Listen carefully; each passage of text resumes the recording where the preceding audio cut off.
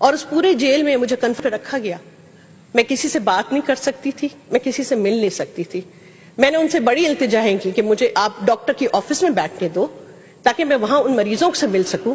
کہا نہیں سوری, آپ کو اس گرمی میں اس کوٹری میں بیٹھنا پڑے گا, اس کمرے میں بیٹھنا پڑے گا, اور آپ کو ہم ایئر کنڈیشن نہیں دے سکتے, آپ کو فیسلٹیز نہیں دے سکتے. آپ اس کھٹیا پہ, ایک کھٹیا تھی, اس میں آپ کو رہنا ہے, اس میں آپ کو سونا ہے, ہم کچھ نہیں دے سکیں گے آپ کو. تو گرمی میں اس کھٹیا پہ ایک چھوٹی سی چارپائی ٹائپ تھی, اس میں میں دن گزارتی تھی, وہیں رہتی تھی, اور میری زندگی اسی طرح گزری. وہاں کوئی فیسلٹی نہیں دیں گے آپ کو, اس لیے کہ آپ ہائی پروفائل کیس ہیں, آپ پیپلز پارٹی کے ہیں, آپ آصف زرداری کی بہن ہیں, تو ہم چاہتے ہیں کہ آپ ذرا یہاں رگڑا کھاؤ. کہ ٹھیک ہے, کوئی مسئلہ نہیں.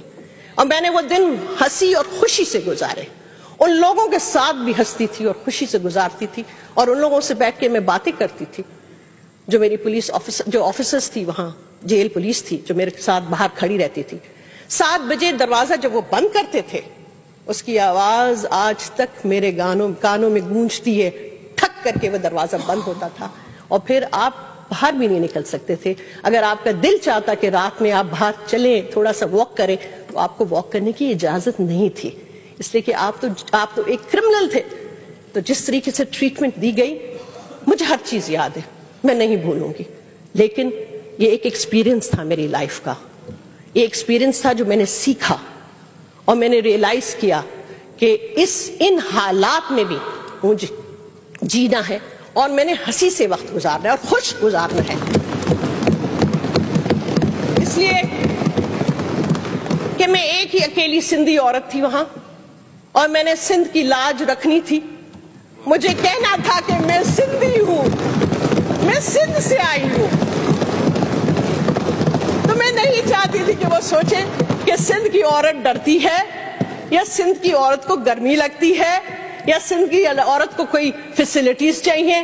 میں نے کہا نہیں, یہ سندھ کی بچی, یہ سندھ کی بیٹی, یہ پیپلز پارٹی کی جالی کچھ نہیں مانگے گی, یہ وقت گزار جائے گی.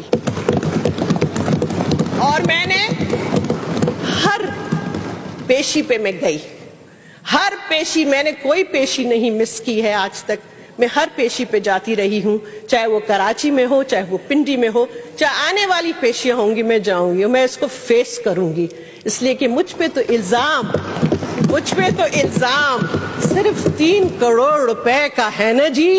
کہاں گئے وہ trillions and billions and millions? مجھ پہ تو الزام صرف 3 کروڑ کا ہے, اور 3 کروڑ کے لیے مجھے جیل میں ڈالا گیا, مجھے بند کیا گیا. کہاں گئے وہ پیسے؟ کدھر ہے وہ trillions and billions and trillions جو وہ کہہ رہے تھے؟